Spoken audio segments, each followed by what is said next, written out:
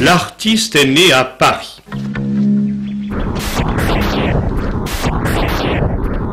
Il travaille à New York et vit à Berlin. Il n'a pas exposé à Guéret.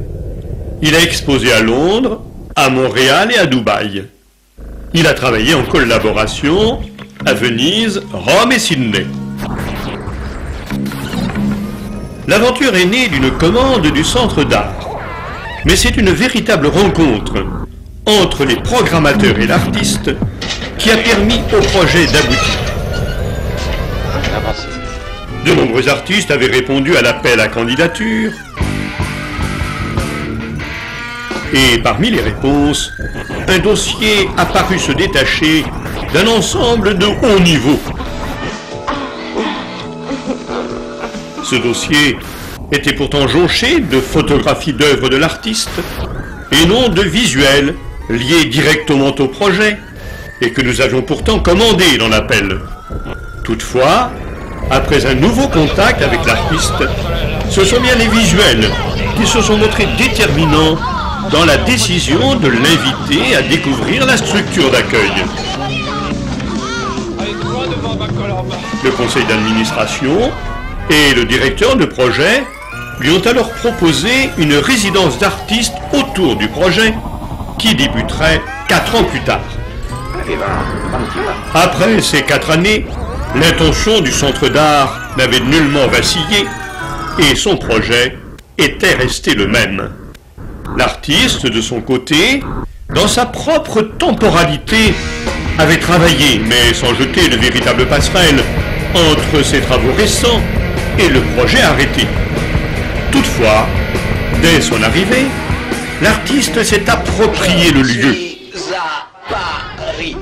Et l'œuvre que présente le Centre d'art, et que l'artiste a par ailleurs fabriquée, en est le reflet fidèle. C'est cependant, après quelques tâtonnements, qu'une œuvre a été produite en accord avec l'esprit du lieu et la topographie de la structure d'accueil. D'esprit et de géographie intime, l'artiste n'est certes pas exempt. Et c'est d'ailleurs avec ces outils qu'il a su adapter ses propres problématiques et ses propres questionnements à l'exigence qu'impose l'expérience intime d'un lieu à l'âme que nous participons à lui insuffler.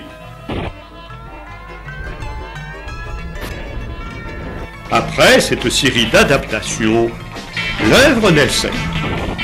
Née, d'une part, d'une recherche personnelle constante et des expérimentations propres à l'artiste, et, d'autre part, de l'exigence conceptuelle du projet, l'œuvre produite ne laisse pas d'interroger les problématiques sociales les plus actuelles. Y sont convoquées les images les plus ordinaires et une iconographie des plus complexes pour créer un objet et une réflexion autour de l'objet dont l'hétérogénéité temporelle nous ramène paradoxalement au cœur de l'art contemporain le plus actuel. Le temps, un concept peu étudié, peu visible dans l'art et qui fut la base de travail, parallèle à celle primordiale de l'espace à habiter et du lieu d'exhibition. C'est au cours d'une des premières réunions avec l'artiste que l'idée d'expérimenter ce concept est survenue. Après de longs et multiples échanges, et en vue de ne pas éterniser la réunion, le directeur de projet s'est exprimé ainsi: « Donnons-nous le temps de réfléchir. Donnons-nous du temps. » C'était dit. Voilà comment le hasard, ou plutôt une spontanéité admirablement managée, fit émerger l'idée directrice. L'artiste sembla acquiescer et nous donner son accord. Son esprit ouvert se joignit au risque manifeste dans quoi s'engageait la structure et à l'incontrôlable folie du directeur de projet, livrant l'objectif artistique à sa seule fantaisie. La temporalité éclatée de l'œuvre ou plutôt l'actualité homogène détournée, l'artiste l'envisage à la fois comme un objet autonome et une installation interactive. Cette proposition situe également la manière dont le spectateur est sollicité dans son parcours au travers de l'œuvre. La mise en perspective des différentes composantes de l'œuvre invite le spectateur à une déambulation interactive et ludique. Le spectateur n'est plus passif, le spectateur entre en action et cette action s'inscrit une fois encore dans la temporalité. Le spectateur est nu, le spectateur est venu, le spectateur est intervenu. Il possède son César du meilleur acteur, il est devenu un spectateur. Dans cette grande rupture temporelle qu'a pour nous créé l'artiste, le spectateur expérimente le passage entre l'intérieur et l'extérieur de l'espace de l'œuvre.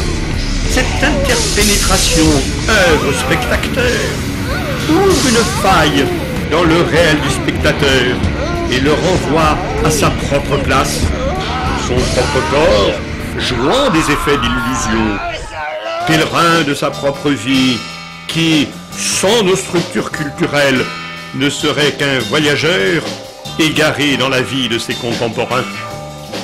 Le spectateur est pris dans un léger décalage entre le vrai et le faux.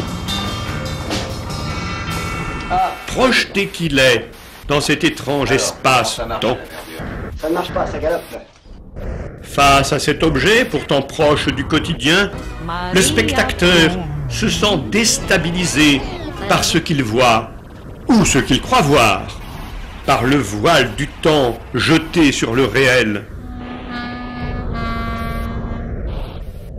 Au sein de cette infraction au réel, abordée ici en creux, autour de ses absences, la réalité enveloppée se dévoile. Il se dégage de l'ensemble un état de latence, de suspension. C'est alors que, dégagées des contingences matérielles, une réflexion sur l'identité, insufflée du cœur de l'œuvre et subrepticement par l'artiste, peut alors se développer.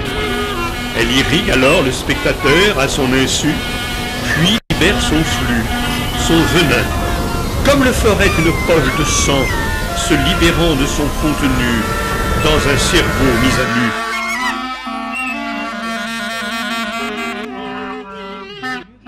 Bon, vous avez bien compris, hein? Plötzlich fliegt eine Frau